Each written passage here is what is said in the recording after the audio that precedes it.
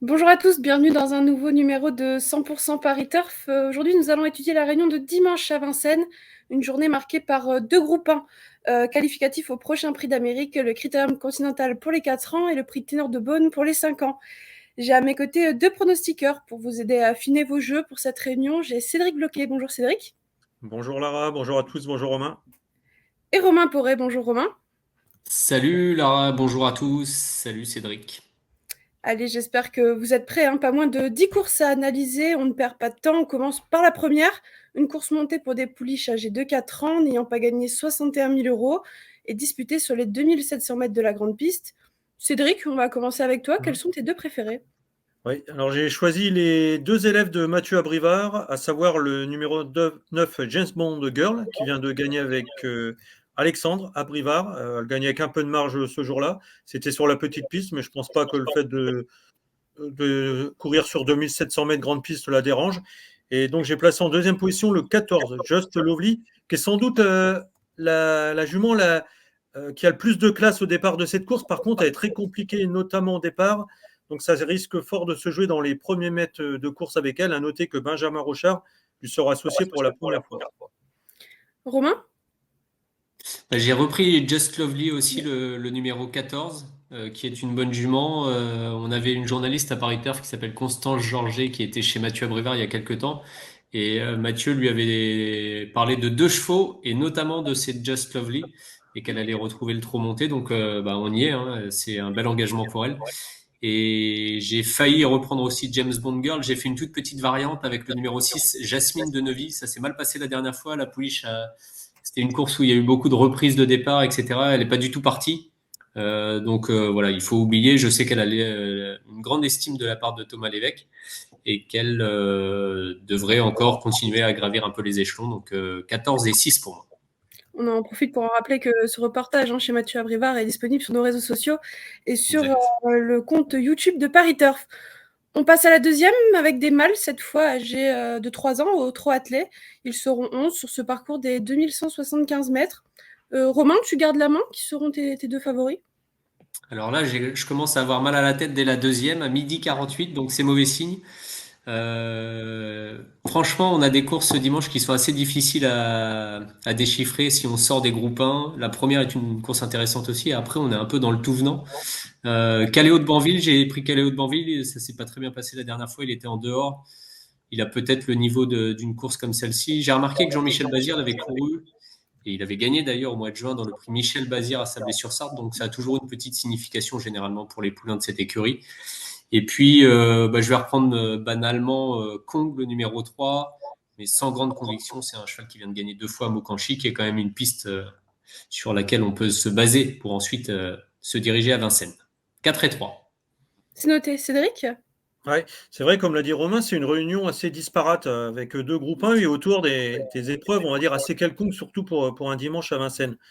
Alors, comme la course est très ouverte, ce qui est étonnant, c'est qu'on a exactement le même jumelé dans le même ordre. Ah, Moi, j'ai repris aussi le 4 Caléo de Banville. Alors, c'est vrai qu'il vient de décevoir 2 fois. Alors, il a pour lui, c'est de retrouver Jean-Michel Bazir. Il a vaincu avec lui en 2 tentatives. C'était lors de ses premiers pas. Et surtout, il va être plaqué des postérieurs pour la première fois. Donc, le fait d'être allégé, ça peut peut-être lui permettre de franchir ce petit palier qui lui a manqué en début de meeting. Et puis, j'ai pris le 3 Kong, un ancien protégé de Tony Lebelair qui est désormais entraîné par Sébastien Garato. Et il a invaincu pour cet entraînement en 2 tentatives à Mokanchi. Maintenant, c'est pareil, c'est comme Romain, c'est sans grande conviction, parce que c'est pas un gros lot. Parfait. On passe à la troisième. On retourne au trot monté, c'est le prix RMC, prix de Lens. Des éléments âgés de 5 ans. Cédric, Ouais. quels sont tes préférés? J'ai racheté le pensionnaire de Charlie Mautier, le numéro 9 Igor Duparc, qui a loupé son départ la dernière fois. Je sais qu'ils étaient très confiants en dernier lieu, donc il faut le racheter. Ce sera Paul Ploquin cette fois qui va lui être associé, car je crois que Adrien Lamy est suspendu quelques jours, mais donc il va assurer l'intérim. 2007, il avait gagné avec la manière l'avant-dernière fois sur ce parcours, alors dans un lot peut-être un peu inférieur à celui de dimanche. Il y a quand même de l'opposition, et notamment le numéro 5, Ico Delou. On sait que c'est un petit dur, ce cheval. Quand il peut aller devant, il est souvent dur à déloger. Maintenant, il va falloir qu'il reste sage, ce qui n'était pas le cas les 2 dernières fois. Romain? Oui, alors moi j'ai repris un cheval qui n'a pas couru au monté depuis longtemps, c'est Indian Pacific le 11, qui a du cadre, qui à mon avis fait pour ça aussi, hein. Alors sa dernière course, elle était un peu décevante par contre dans l'Open des régions, enfin le résultat brut en tout cas. Donc voilà, mais je le reprends sur ce qu'il a fait de mieux. Il a quand même marché des bons chronos sur les longues distances de Vincennes et la grande piste ne le dérange pas à voir. Et alors j'ai fait avec un pensionnaire de Charles Motier, mais l'autre aussi de la course, Email de Carcy, qui vient de courir il y a quelques jours au Mans, en se classant deuxième. Et voilà, il y a pas mal de possibilités. Ils sont pas beaucoup dans cette course, mais il y a quand même plusieurs possibilités. Donc 11 et 4 pour moi. Parfait. On passe à la quatrième. C'est le prix 20 minutes, une épreuve attelée pour des femelles âgées de 4 ans. Elles ne seront que 9 sur ce parcours des 2700 mètres de la grande piste.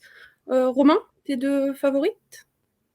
J'ai vu que Jean-François Popo et son fils Alexis avaient mis un emoji vert pour Jocelyne, qui est une fille de Préti que moi perso j'ai bien connue pour avoir gagné avec en amateur. C'est une fille de Prince GD qui avait fait belle impression à Cabourg plusieurs fois cet été.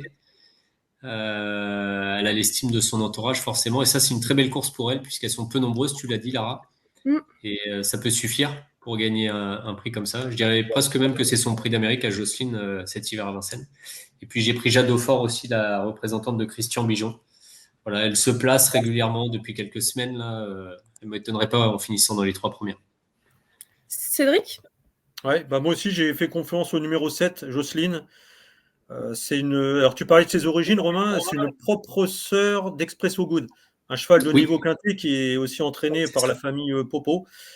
Et j'ai regardé ses courses, elle gagnait avec la manière en province, c'était à Cabourg corde à droite, mais en début de carrière, elle avait aussi réussi corde à gauche. Bon, bah là, c'est 2007 grande piste. Même si elle est un peu meilleure à droite, ça devrait lui convenir. Et puis en deuxième position, mais sans trop de conviction, j'ai pris le 3 Java de Langeron, qui vient de terminer deuxième d'une certaine Julia Keno, qui est répétée depuis à Vincennes. Maintenant, ça va se jouer certainement au parcours entre ces juments-là. Parfait. On passe à la suivante, au trot monté. Des chevaux âgés de 6 à 9 ans sur une distance également de 2700 mètres. Cédric? Ouais. Alors moi, j'ai repris la ligne, c'était du 6 décembre sur la petite piste. Et ce jour-là, le numéro 7, Anska, avait été devancé par le 9 Alpha qui avait été devant. Bah, elle avait regagné quand même du terrain sur sa rivale pour finir. Et surtout, cette fois, c'est sur la grande piste. Donc je pense qu'une revanche est possible du 7 Anska qui a beaucoup de tenue. Romain? Je fais la même analyse que Cédric pour Anska. Je pense qu'elle va être avantagée par rapport à Alpha sur la grande piste. Après, Alpha, elle avait fait une vraie grosse perf quand même en gagnant en dernier lieu. Du coup, je me suis permis de mettre le 7 devant le 6 Harley-Charentaise. C'est vraiment la grande piste qui m'incite à faire ça. Qui est une jument bien connue. Elle a fait une très très bonne course de rentrée, quatrième, après deuxième en après. Elle a couru un peu rapproché là, disqualifiée ensuite. Mais bon, si elle course à vraie valeur, elle doit avoir une chance. Mais pareil, peu de partantes encore dans cette course, mais quelques belles possibilités. Et puis il y a l'incroyable hypothèse Madric aussi qui est borgne, mais qui est une super jument qui court avec Estelle Croisic. Donc voilà. Mais non, je vais rester sur 7 et 6 pour moi. C'est noté. On passe au premier temps fort de la journée, c'est le Critérium Continental, un groupe 1 disputé sur 2100 mètres. Départ à l'autostart, c'est l'épreuve qui sera support du Quintet Plus. L'épreuve a fait le plein, ils seront 18, une course dans laquelle on retrouve Joshua Tree, l'actuel meilleur 4 ans français.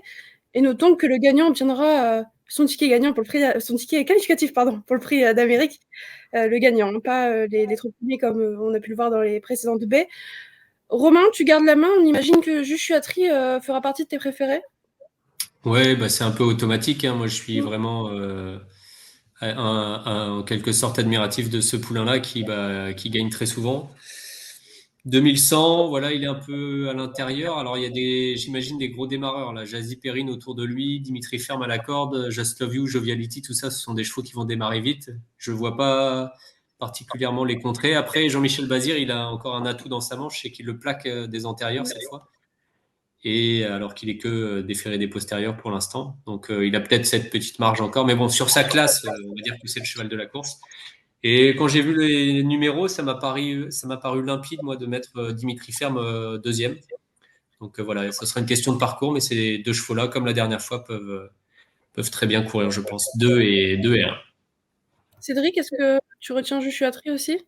Oui, bah ça paraît logique, hein, et il a franchi plusieurs paliers depuis cet été de façon impressionnante. Il a gagné le dernier préparatoire. Alors c'était sur plus long, mais le raccourcissement de la distance ne lui pose aucun problème. Le seule chose qu'on pourrait éventuellement avoir un petit doute, c'est sur l'allègement, quoi, parce que c'est un fils de Bold Eagle et on sait que les fils de Bold Eagle, on peut pas toujours trop les alléger comme on veut. Donc voilà, si on veut vraiment chercher la petite bête, comme on dit, ça serait ça. Bon, je pense quand même qu'il va être quand même difficile à devancer ce dimanche. Et moi, j'ai repris en deuxième position le 4, Just Love You, qui est la meilleure femelle de la génération. Elle a gagné avec la manière contre ses contemporaines la dernière fois. Alors elle, par contre, ouais, c'est vrai, elle est plus confirmée sur les longues distances. Mais bon, moi, je pense pas, c'est une jument quand même qui sait tout faire. Donc, je pense pas que le fait de courir sur 2100 mètres autostart va lui poser beaucoup de problèmes. Elle sait tout faire, elle peut aller devant, elle peut attendre. Je rappelle qu'elle avait joué de malchance dans le Critérium, remporté par Joss Power. Elle était venue dans les tournants, bloquée, elle était revenue finir fort en laissant des regrets. Donc, c'est à mon avis celle qui peut donner le plus de répliques aux grands favoris. C'est noté, on va passer à la 7e avant de parler du prix Ténor de Beaune. C'est une course pour des mâles âgés de 5 ans et disputée sur 2700 mètres. Cédric, tu gardes la main? Ouais, elle donne un peu mal à la tête cette course, hein, parce que c'est compliqué de faire un choix. Pourtant, j'ai regardé quand même pas mal de vidéos, mais j'ai pas l'impression qu'il y ait vraiment un cheval qui se détache des autres. Ça risque de se jouer à une question de déroulement de course entre eux. Bon, sans grande conviction, j'ai pris le 11, Iggy du Loisir, qui s'était mis en évidence en province. La dernière fois, il a couru correctement à Vincennes, dans un lot peut-être un tout petit peu supérieur. Maintenant, il faut faire attention aux allures parfois avec lui. Et bah, sur la même ligne, ils se sont déjà entrebattus. J'ai mis le 7 Imoko fort. Il a déjà fini non loin de son rival. Vraiment, je vous dis, c'est sans grande conviction pour moi. Romain? Bah, ça m'arrangeait bien que Cédric parle le premier pour cette course-là. Parce que c'est vrai elle est difficile. Alors j'aimerais bien avoir un 6 ans qui a presque 60 000, 5 ans, bientôt 6 ans, mais 5 ans qui a presque entre 50 et 60 000, mais c'est vrai que c'est pas facile. Et pourtant, encore une fois, on est parti du même Iggy du Loisir, bien engagé. Enfin voilà, il y a des atouts pour ce cheval-là, donc je garde Iggy du Loisir et je lui associe Idéal de Dompierre, le 10. J'ai fait avec les chevaux qui étaient un peu les plus riches.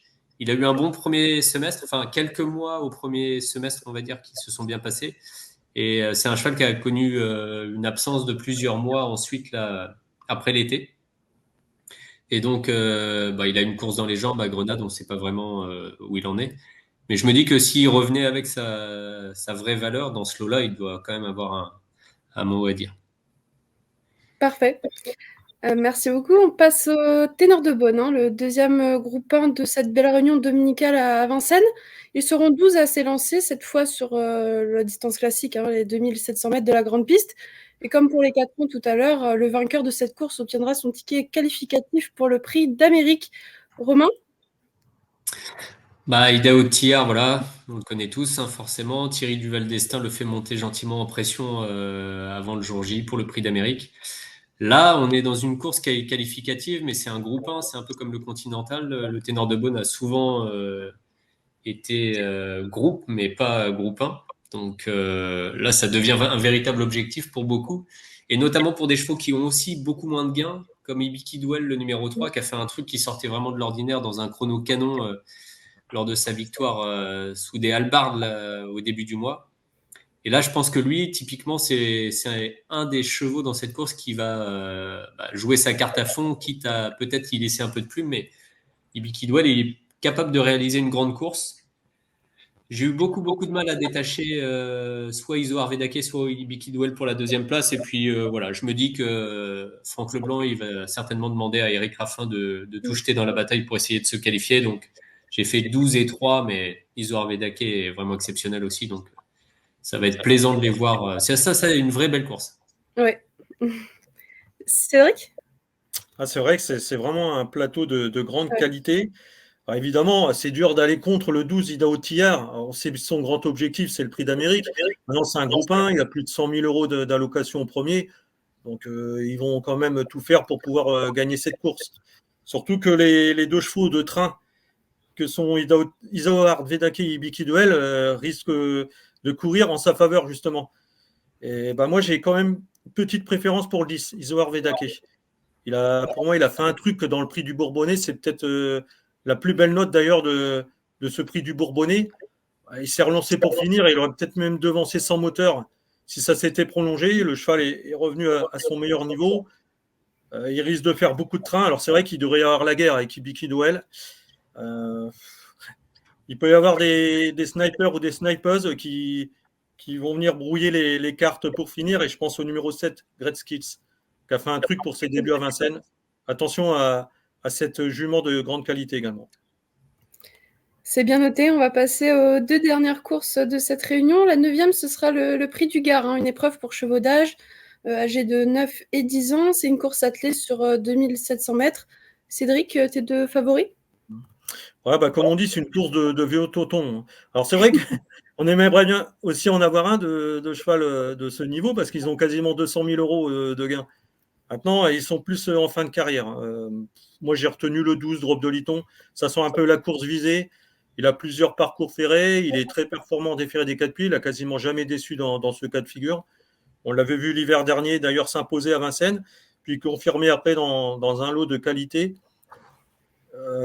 Après, c'est un cheval, il faut le courir caché, il faut que ça se passe bien. Donc, c'est pas non plus un penalty.